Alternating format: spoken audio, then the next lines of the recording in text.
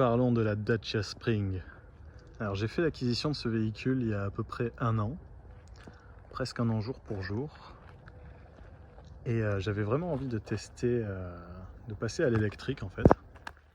Donc la Spring pour moi c'était un peu la porte d'entrée du monde de la voiture électrique. Et il s'avère que c'est la voiture électrique la moins chère du marché, donc vraiment une bonne porte d'entrée pour tester sans prendre de gros risques on va dire. Et me voilà parti donc pour un an d'essai, dirons-nous, de la Spring.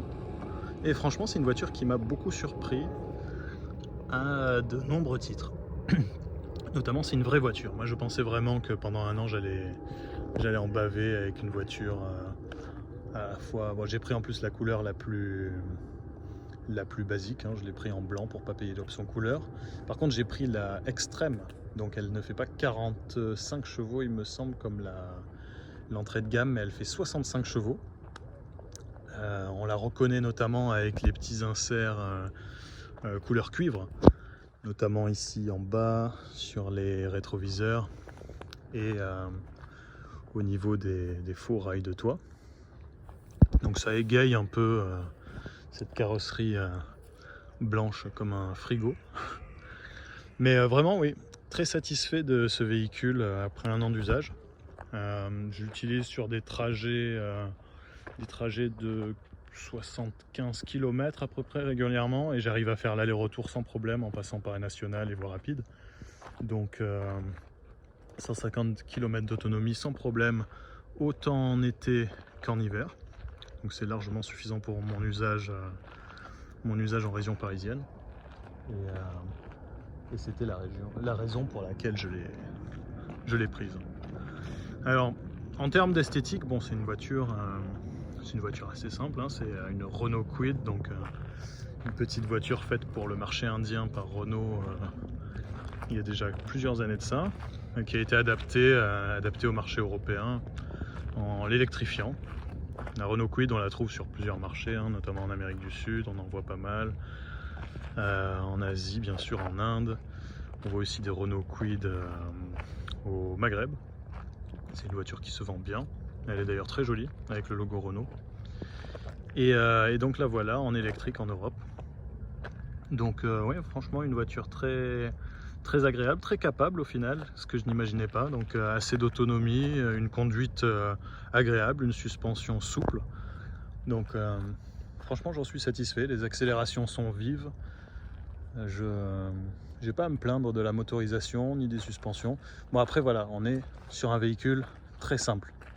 Esthétiquement il y a plein d'artifices qui donnent l'impression qu'on est sur un SUV. Bon bref, c'est la mode en ce moment.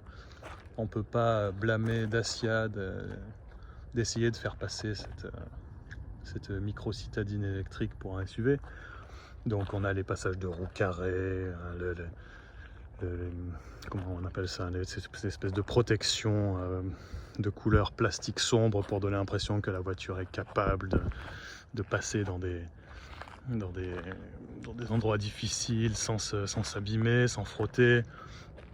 La remontée à l'arrière sous la voiture, la protection qui est factice bien sûr, hein, tout ça c'est du plastique. Et bien sûr les faux rails de toit qui n'ont aucun intérêt à part donner l'impression qu'il y a des rails de toit sur cette Spring. Mais c'est une pièce de plastique et contrairement à d'autres Dacia, il n'y a pas vraiment de rails de toit qu'on peut faire pivoter pour adapter, pour poser des choses sur le toit. Donc voilà, on est sur un véhicule simple qui a été designé pour lui donner un côté un peu sexy, mais ça reste un véhicule simple. Et je vous disais donc que je suis satisfait après un an d'utilisation. J'ai fait à peu près 6000 km et la consommation est basse. Les recharges sont assez longues, par contre ça c'est un souci parce que j'ai pas pris l'option câble combo CCS, donc la recharge rapide. Je me disais que pour l'usage que j'en fais, il n'y en a pas du tout besoin. J'avais raison. Moi, je la recharge surtout la nuit sur une prise secteur. Donc, aucun souci là-dessus. Mais c'est vrai que la charge peut être longue avec le câble type 2. Donc, on a deux types de câbles de série, hein. On a le câble pour la brancher sur la prise domestique. et le câble type 2 qui est le câble de voiture électrique classique qui ne permet pas des recharges très rapides, mais disons qu'en 3-4 heures la voiture est rechargée si on se branche sur une borne de ville par exemple avec le câble type 2. Avec le câble classique domestique, on est plutôt sur du 12-13 heures de recharge. Voilà. Donc là on est sur des enjoliveurs qui sont par-dessus les roues en tôle. Donc ça c'est pas mal, je trouve que c'est vraiment très bien fait, on dirait vraiment qu'elle a des jantes alliage. Mais en fait non, c'est des amortisseurs en plastique, des enjoliveurs en plastique par-dessus les roues en tôle. Mais franchement oui, une très bonne voiture, j'en suis satisfait, j'ai pas grand chose à dire sur le design, franchement c'est pas le fort de cette voiture. Je trouve qu'elle n'est pas déplaisante à regarder sous n'importe quel angle. Là où vraiment ça va pas trop, je trouve, c'est vraiment quand on la voit de derrière et qu'on se rend compte de la finesse des pneus. Là vraiment, ça trahit le fait qu'on est sur une voiture low cost. On fait plus des pneus aussi fins depuis bien longtemps. Ça me rappelle un peu ma première voiture qui était une Volkswagen Polo de la fin des années 90 et qui avait vraiment des pneus extrêmement fins comme celle-ci. Mais non, aujourd'hui on voit plus trop ça. Et en parlant des pneus, alors c'est de très mauvais pneus. Voilà le point faible de cette voiture. Je pense que vous êtes déjà au courant, vous avez dû le voir dans de nombreuses vidéos. On est sur des pneus chinois, du comment ça s'appelle, Green Max HP. Je sais même pas quelle marque c'est. Mais on est vraiment sur des pneus très bas de gamme qui ont tendance à déraper. Je vous mettrai en incrustation un extrait où je démarre à un feu rouge sur sol un peu humide et vous voyez à quel point ça patine. Tendance à déraper vraiment importante avec ces pneus, tendance à... Ouais, il y a peu d'adhérence, hein, vraiment ils sont mauvais. Je conseille aux gens qui comptent garder cette voiture de changer les pneus, de mettre du... J'en ai vu chaussée en Continental. Je crois que la Kwid, qui est vendue sur les marchés Amérique du Sud, Maghreb, est chaussée d'office en Continental, hein, comme toutes les autres Dacia. Et c'est vraiment ce que je conseillerais de mettre, hein, du Continental ou au mieux du Michelin, hein, si vous en trouvez sur ces montes-là. Mais voilà, c'est vraiment son point faible parce qu'elle a beaucoup de... Alors ça peut paraître ridicule, 65 chevaux, mais vraiment elle a un couple très important sur les roues avant, elle est légère. Et il suffit d'appuyer sur l'accélérateur pied au plancher, on a les roues qui tournent dans le vide. Et alors sur sol mouillé, n'en parlons pas. Donc voilà, optez pour de bons pneus avec votre Spring. Mais oui, après un an, 6000 km, je suis satisfait. Je trouve que c'est une voiture très capable, très pratique, peu encombrante. Et au final, l'expérience qui devait être un an que j'appréhendais, qui allait devenir une expérience d'un an de souffrance avec une voiture à la fois qui m'inspirait peu et peu capable, s'est transformée en une année plutôt agréable avec une voiture qui m'a permis d'aller par exemple de la région parisienne jusqu'au Havre sur une seule charge par exemple, et de revenir bien sûr en l'ayant rechargé là-bas. Non, franchement c'est une voiture qui est assez surprenante. Et voilà, je serais triste de m'en séparer, mais je suis quand même convaincu. J'aurais testé voilà, la voiture électrique. Pour l'instant, je pense que non, je ne vais pas rester sur une voiture électrique. J'ai pensé à un moment à passer à une Tesla, mais non, je vais rester sur du thermique, voire de l'hybride à l'avenir. Et on verra peut-être un peu plus tard un retour sur de l'électrique. En tout cas, l'expérience était vraiment plaisante. Et c'est un très bon véhicule, la Dacia Spring. Son prix catalogue neuf est vraiment élevé, hein, 22-23 000 euros avec les options. C'est vraiment très très haut. Aujourd'hui, on en trouve d'occasion autour des comme ça, des extrêmes. À l'été 2024 où je vous parle, ça fait un an qu'elles sont sorties, on en trouve autour de 14 000 euros, 15 000 euros. Voilà, donc faites-vous plaisir, c'est une très bonne voiture, à ce prix-là, ça devient vraiment intéressant. Et bonne route avec votre Dacia Spring si vous en avez une. Autre détail, avant que j'en finisse, je trouve intéressant l'essuie-glace unique.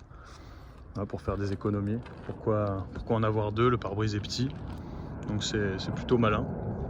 Et ouais, quand on est aux commandes et que l'essuie-glace est en marche, je sais pas pourquoi, mais j'ai l'impression d'être dans la cabine d'un conducteur de train avec un gros essuie-glace comme ça qui se déplace. Ça fait vraiment penser à un essuie-glace de train. Bizarrement, je suis peut-être le seul à avoir cette comparaison-là. Aussi intéressant, à l'arrière, petit détail, hein, je vais vous montrer ça.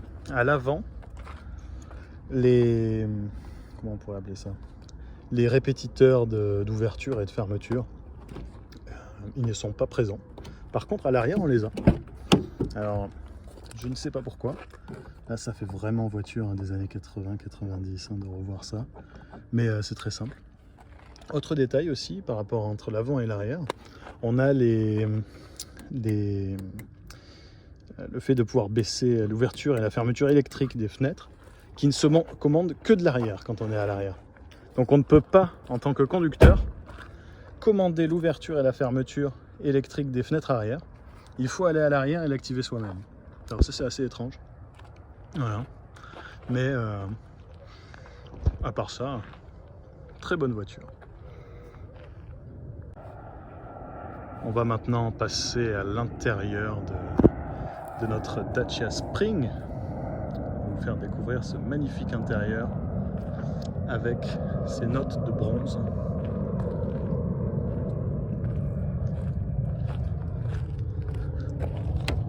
Et voici.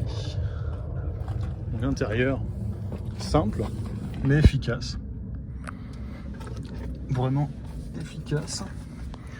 Avec un volant assez classique de chez Dacia. Je vais démarrer comme ça, je le mets dans le bon sens pour vous.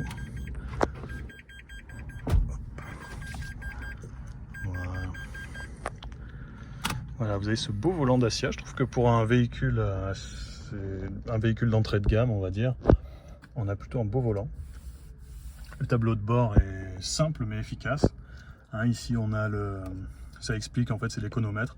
Donc ça nous dit si on se recharge ou si on utilise de l'énergie ou carrément on est en power, là ça veut dire qu'on force un peu sur l'accélérateur. On sait en quelle vitesse on est ici. On a le niveau de charge de la voiture ici. Bon, en général on regarde plutôt ici et le pourcentage. Voilà, le kilométrage, porte ouverte, fermée, la vitesse au milieu. Et là je suis toujours en mode éco. Alors personnellement j'ai roulé tout le temps en mode éco pendant cette année. Et je trouve que la conduite est plus douce, il y a moins d'à-coups et on recharge avec le freinage régénératif plus souvent, mais je trouve ça très malin quoi, de l'utiliser au maximum vu qu'il est présent. Alors à l'intérieur, vous voyez, on a ces touches de couleur bronze qui rappellent le bronze qui est à l'extérieur, hein, notamment les rétroviseurs. Donc ça c'est sur la finition extrême.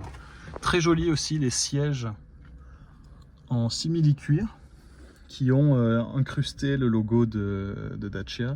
Je trouve ça très joli avec aussi les surpiqûres bronze.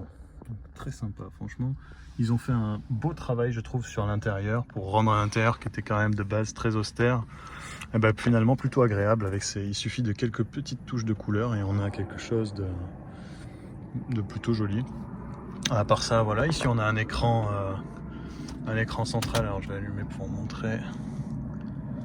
Un écran central qu'on connaît très bien chez Dacia. Hein. On a eu le même sur les Sandero 3, je crois, les Duster 2, peut-être même le Duster 1. En tout cas, c'est un écran qui est éprouvé, pratique d'utilisation, radio, médias, téléphone, carte, Bluetooth bien sûr.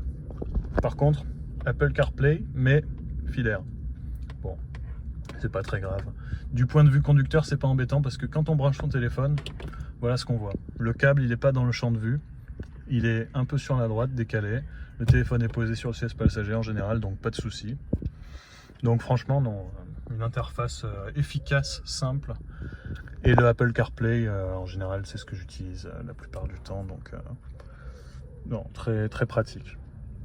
Donc voilà cet intérieur. À l'arrière, bon, je ne vais pas trop vous en parler parce qu'il Il y a très peu de place, c'est pas... Moi je m'en sers en plus de débarras, on va dire. Mais ouais, l'arrière est pas immense, mais quand même logeable. On peut monter à 4 adultes là-dedans, c'est pas un problème. Voilà. Après, on a une boîte à gants plutôt correcte ici. Mais voilà, les matériaux, bon, on est sur du low cost, hein. C'est ce à quoi il faut s'attendre à une voiture comme ça. Une Dacia, en plus un modèle qui était fait pour l'Inde à la base, donc on a des pièces vraiment très simples, on a des bruits de portières très antiques. Et là c'est vraiment... On se croirait dans les années 90, quoi, ou 80 sur une Renault 4L. Ben voilà, non, très bonne voiture. TGV qui passe une Eurostar. Petit moment de train spotting.